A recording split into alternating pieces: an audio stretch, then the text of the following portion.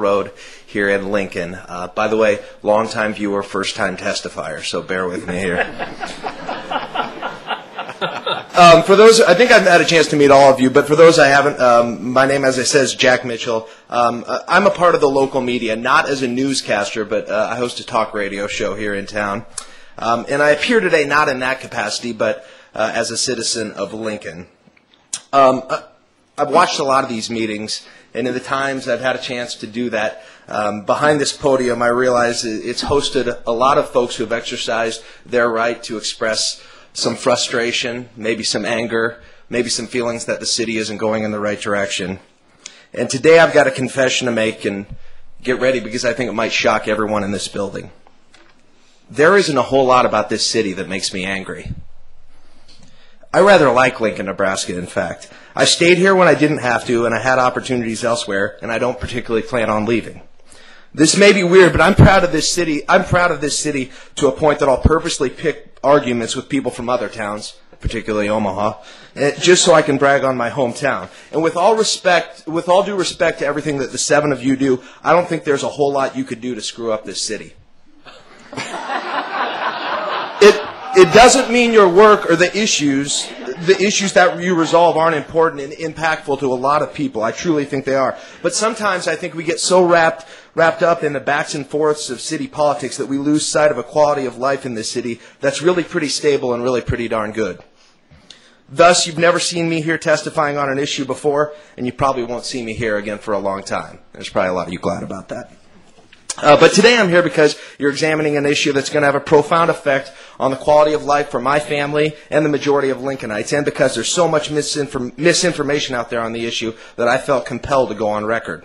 While this isn't the venue or time to have a full-fledged discussion on the merits of the arena, I could do that, as the issue before you is a very limited one, I'd like you to remember this one thought. Very rarely is anything gained without some measure of risk. Today, you will have and will continue to hear people tell you that this project presents certain risks to the city, whether they be financial or otherwise. They're right. There's nothing in this project that can guarantee that everything will go according to plan or projection. I would submit, however, that this city has become a place that so many of us embrace because leaders and citizens have taken appropriate risks when the stakes are worthy.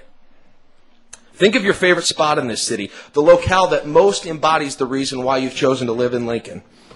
I can almost guarantee that if this city were a risk-free environment, whether the risk pertained to citizens, businesses, or government, that the spot in your mind right now, it wouldn't exist. Thank goodness we don't run from every possible risk.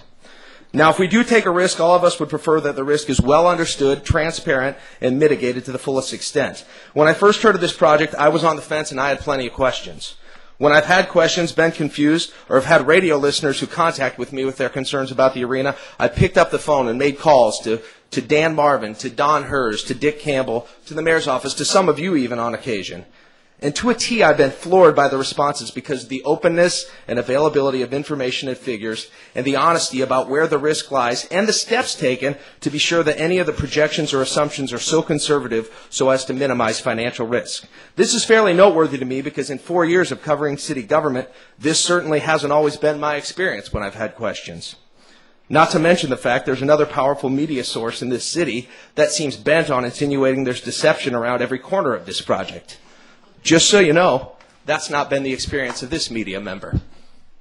In closing, I urge you not to let the existence of risk prevent you from allowing the citizens of Lincoln to have this rare chance to have such a direct say on the shape of this city's future. While I know you each strive to make a decision in this city's best interest, please let me be one independent voice with some knowledge of the issue that believes that the current plan is well suited to be sent to the citizenry of Lincoln for a decision.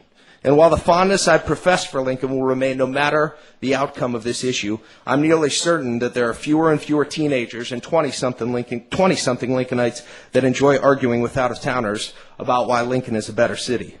We've got a chance to change that, starting with your vote today. Thank you. Questions? I think there's a thanks in there somewhere, Jack, but I can't remember exactly where it was. Alan Anderson.